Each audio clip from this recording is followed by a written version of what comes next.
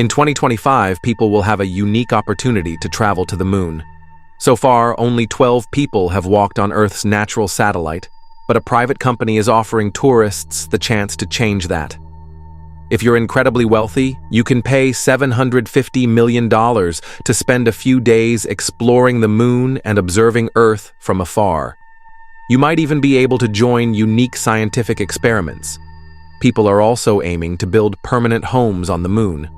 In fact, NASA believes that North Americans could claim their share of the moon by 2030, and they wouldn't even need to be astronauts to buy land there. Of course, billionaires are already making plans, mainly to use natural resources. The moon has plenty of substances rare on Earth, such as helium-3 and many rare Earth minerals. Well, rare for the moon, but that's a side note. If you manage to get some of these resources, you could become even richer. Helium-3, for instance, is an excellent source of clean nuclear energy. It's extremely rare on Earth because it escapes into space, but on the moon, there are tons of it, enough to power Earth for 1,000 years.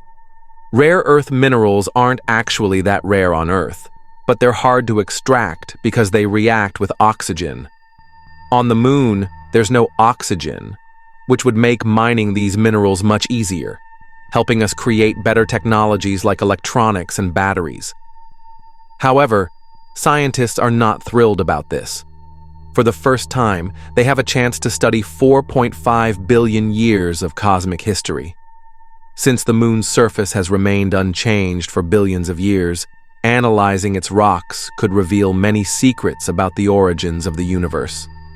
But if billionaires start mining the moon and destroying these rocks, all that knowledge could be lost forever.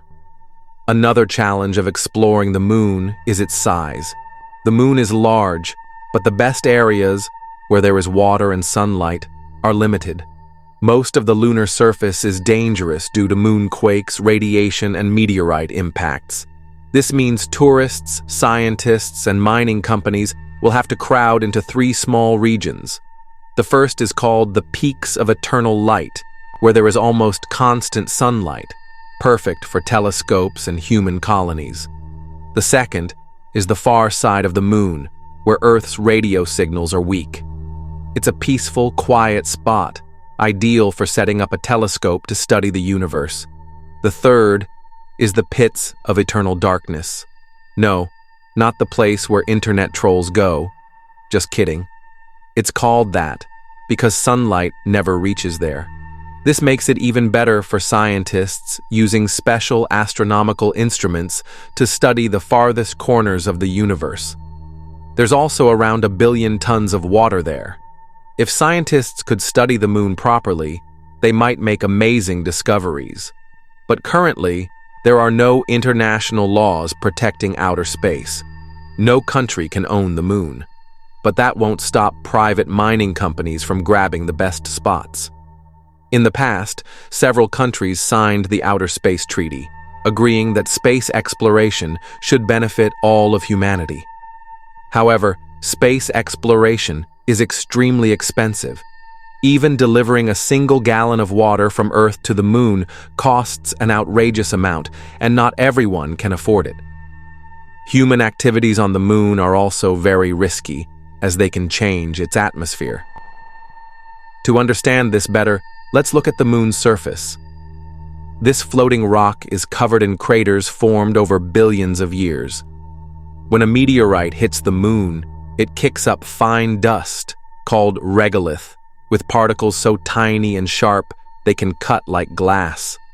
This process once helped create a thin lunar atmosphere, which is very different from Earth's. A large rocket landing on the moon can blast this dust into the air, but unlike meteorites, rocket landings are so intense that they can increase the number of atoms in the sky by 100,000 times. If the amount of atoms rises, the air becomes dusty plasma, meaning you would breathe air as toxic as the dust miners once inhaled deep underground on Earth. Such an atmosphere would end space tourism because it would cause electronics to fail and mechanical systems to malfunction. Honestly, even just being on the moon is dangerous. When scientists discovered water on the moon's surface, they were thrilled by the chance to study it, to find out where it came from, and even how water appeared on Earth. But when our spacecraft land, they cause outgassing, which makes lunar water evaporate. This evaporated water can contaminate the moon's water, ruining the scientific data. When astronauts collect samples, they might actually be studying Earth water they brought along by accident. Very frustrating.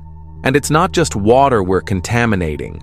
Spacecraft can transfer any life forms from Earth to the moon, and vice versa, bringing alien organisms back to Earth. This kind of contamination is extremely